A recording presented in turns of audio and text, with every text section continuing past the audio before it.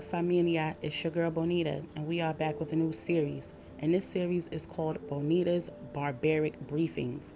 In this series, we'll be going through different episodes, and in each episode, I'll be bringing to you a compilation of some of the most tragic, wildest crimes that we heard of in recent days. In this first episode, I'll be bringing you 4 different stories, starting with Jalia Marrero. Jalia Marrero, a Buffalo, New York resident, was only 18 years old when her deceased body was found on June 6, 2022, in a wooded area of North Buffalo, New York, behind a mall in a shallow grave. The discovery was made 2 weeks after she was reported missing on May 21st, 2022. However, her family stated they hadn't seen her since May 9th or 10th. Jalia had went missing after she witnessed her father, Louis Marrero, 39 years old, murdered right in front of her when he was fatally shot to death, riddled with at least 6 bullets in an apartment on May 4th, 2022. The thing is, Jalia had gave a statement to authorities on behalf of her father's murder, telling them what she had seen. Therefore, the family believes that she could have been targeted in retaliation for her speaking to authorities about her father's demise. And the wild part is, they believe that this is all a result of her very abusive relationship. It doesn't feel like anything is being taken seriously about these 2 murders. All new for you tonight, a Buffalo family demanding answers after a young woman was found dead a month after she went missing. Today, Buffalo police confirmed the body of 18-year-old Jalia Marrero was found in a wooded area near Dalsan Court earlier this week. She was reported missing on May 21st, nearly 2 weeks after she was last seen. Tonight, 7 News reporter Olivia Proya sits down with Marrero's family, who says the ball was dropped in the search for her. A prisoner in her own relationship. He would track her on her phone and cuss her out the whole time until she got in the house. Once she got to the house on Donovan Drive, that's where he would meet her and beat her. And that's how their relationship was. 18-year-old Jalia Marrero's family says she was in an abusive relationship, which resulted in her and her father's deaths. There's no way that she would drug herself, wrap herself up and put herself in a hole in a field like a dog. And that's what they did to her, because she was the only witness to the father's murder. This boy shot him 6 times at least, and there's evidence all over the walls, evidence in that house, and she was the only witness. And now here it is 3 weeks later, and we have to cremate her because her body was so decomposed, because 3 weeks earlier her father got killed. The family says they knew something was wrong when Jalia didn't show up to her father's funeral on May 12th. The Erie County Medical Examiner's Office have yet to determine a cause of death, but her case is being ruled as a homicide. Police still haven't named a person of interest, nor has any arrests been made.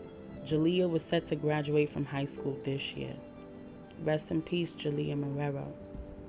Our next story is about Azsia Johnson. On June 29th, 2022, Azsia Johnson, a 20-year-old mom of 2 from New York City, was murdered in cold blood in the Upper East Side section of Manhattan on East 95th Street and Lexington Avenue. At approximately 8:30 p.m., Azsia was pushing her 3-month-old baby, Chloe, in a stroller when her ex and the father to her child, Isaac Argo, who's 22 years old, came up from behind her and shot her point blank range in the back of her head. Thankfully, her baby Chloe was not harmed in the process. You see, Azsia had told a relative that she was going to meet Isaac because she had wanted to talk to him about whatever issues they were having. But instead of talking, Isaac decided to execute her. Some breaking news 2 days after the deadly shooting of a mother on the Upper East Side. Police have made an arrest. The 20-year-old was shot while pushing her 3-month-old daughter in a stroller Wednesday night.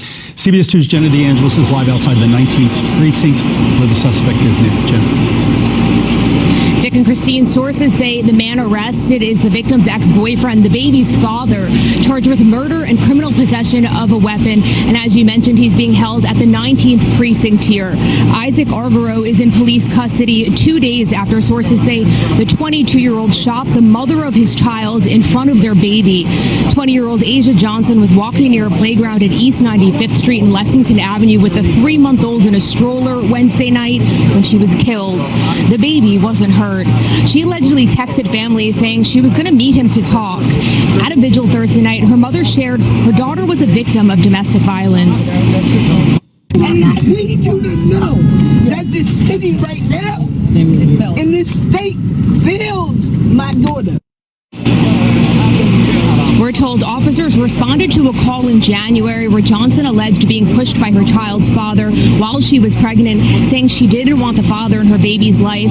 Authorities say records do not indicate an order of protection was filed. Now, it's not clear why he allegedly shot her.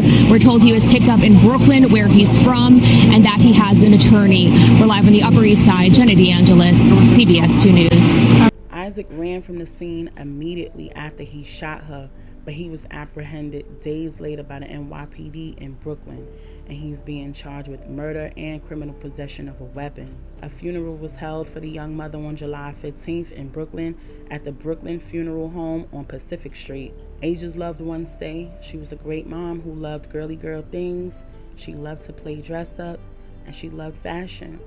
She was focused on getting on her feet, so she moved into a shelter with her 2 children to start the process of obtaining permanent housing.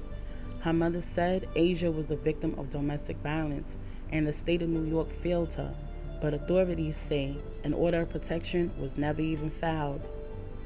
Azsia leaves behind her 3-year-old son and her brand new baby girl, Chloe. Rest in peace, Azsia Johnson. The next story I'm bringing to you is about DJ Dbaby. DJ Dbaby, whose real name is Darian Lewis, was a 23-year-old Houston native who had a promising future as one of the hottest DJs coming out of H-Town. However, her precious life came to an end after the beautiful Dbaby fell 4 stories from a 13th floor balcony onto a pool deck on the 9th floor at the Camden downtown apartments in the early hours of the morning on July 4th. 10 days later, Dbaby was pronounced dead. Family, friends, and the Houston community are mourning the loss of 23-year-old Darian Lewis, better known as DJ Dbaby. She was just a ball to be around. I mean, for real. Around 5 a.m. on the 4th of July, the popular DJ fell from a 13th floor balcony at Camden downtown apartments and onto the 9th floor pool deck. Paramedics rushed her to the hospital. She died on Wednesday, 10 days after her tragic fall. She did a whole lot of things that people that's my age, 56, hadn't done. There has been speculation on social media about the circumstances surrounding her fall, some pointing fingers at her girlfriend, who was present at the time she fell. However, her girlfriend released a statement on Facebook saying she's heartbroken and had nothing to do with it.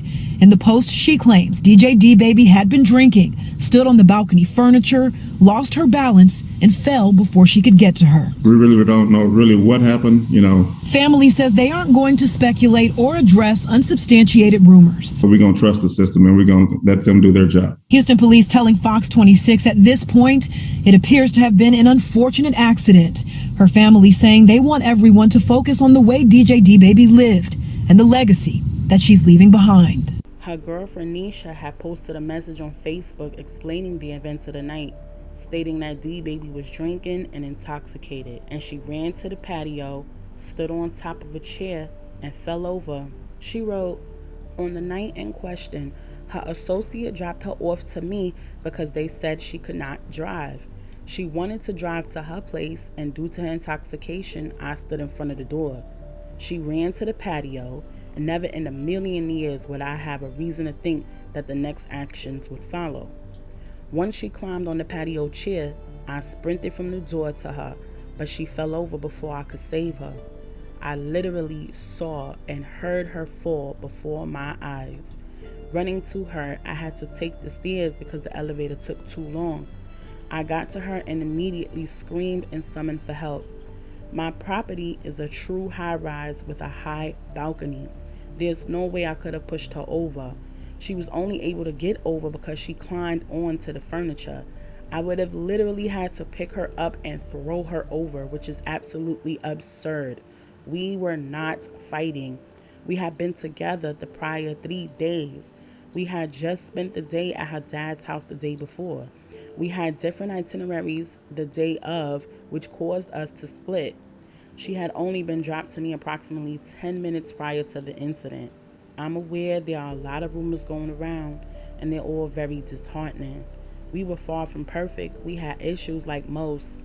However, I would never hurt her, whom I love, nor anyone in such a manner. I've also been devastated by the fact that some people are now insinuating that she was trying to harm herself. That's not true either. I feel that due to her level of intoxication, which she barely drank, I never experienced her drinking on that level, that she was simply not in her right mind. Maybe at the moment, due to intake, she didn't realize how high up we were. Maybe she just slipped. I don't know. But the lies are sick. When folks don't know the truth, they start making up their own. I understand when something this tragic happens to a loved one, that folks will naturally find someone to blame. And why not me, the only other person that was there? You see, rumors started to spin that Nisha was the one who pushed her over. However, she refuted these claims, and authorities stated they have no reason to believe that there was any foul play involved. However, an investigation is ongoing. Rest in peace, Darian DJ Dbaby Lewis.